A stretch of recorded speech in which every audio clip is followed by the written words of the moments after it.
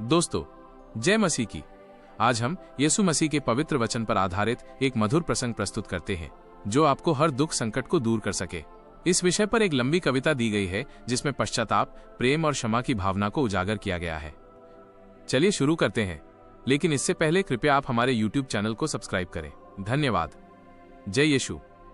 फिर इसराइलियों की सारी मंडली सीन नाम जंगल से निकल चली और यहोवा के आज्ञानुसार कूच करके रपीदीम में अपने डेरे खड़े किए, और वहां उन लोगों को पीने का पानी ना मिला।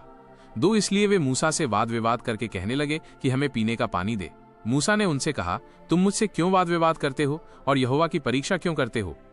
तीन, फिर वहां लोगों को पानी की प्यास लगी, तब वे ये कहकर मूसा पर बुड़बुड़ाने लगे कि तू हमें लड़के, बालों और पशुओं समेत प्यासों मार डालने के लिए मिस्र से क्यों ले आया है। चार, तब मूसा ने यहोवा की दुहाई दी और कहा, इन लोगों से मैं क्या करूं, ये सब मुझे पत्थरवाह करने को तैयार हैं। पांच, यहोवा ने मूसा से कहा, इसराइल के वृद्ध लोगों में से कुछ को अपने साथ ले ले और जिस लाठी से तूने नील नदी पर मारा था उसे अपने हाथ में लेकर लोगों के आगे बढ़ चल। छह, देख मैं तेरे आगे चलकर होरेब पहाड़ की एक चट्टान पर खड़ा रहूंगा और तू उस चट्टान पर मारना, तब उसमें से पानी निकलेगा जिससे ये लोग पिएं। तब मूसा ने इसराइल के वृद्ध लोगों के देखते वैसा ही किया। सात, और मूसा ने उस स्थान का नाम मस्सा और मरीबा रखा क्योंकि इसराइलियों ने वहां वाद विवाद किया था और यहोवा की परीक्षा ये कहकर की कि क्या यहोवा हमारे बीच है वा नहीं। आठ, तब अमालेकी आकर रपीदीम में इसराइलियों से लड़ने लगे। नौ, तब मूसा ने यहोशू से कहा, हमारे लिए कई एक पुरुषों को चुनकर छांट ले और बाहर जाकर अमालेकियों से लड़, और मैं कल परमेश्वर की लाठी हाथ में लिए हुए पहाड़ी की चोटी पर खड़ा रहूंगा। 10, मूसा की इस आज्ञा के अनुसार यहोशू अमालेकियों से लड़ने लगा और मूसा, हारून और हूर पहाड़ी की चोटी पर चढ़ गए। 11, और जब तक मूसा अपना हाथ उठाए रहता था तब तक तो इसराइल प्रबल होता था, परंतु जब जब वो उसे नीचे करता तब तब अमालेक प्रबल होता था।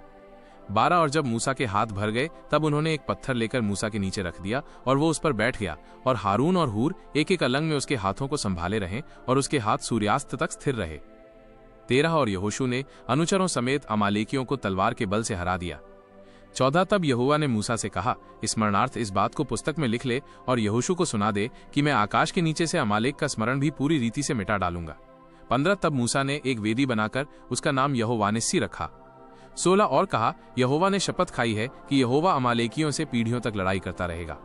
अगर आपको ये अनमोल वचन अच्छा लगा तो आप हमारे YouTube चैनल को लाइक, शेयर और सब्सक्राइब जरूर करें।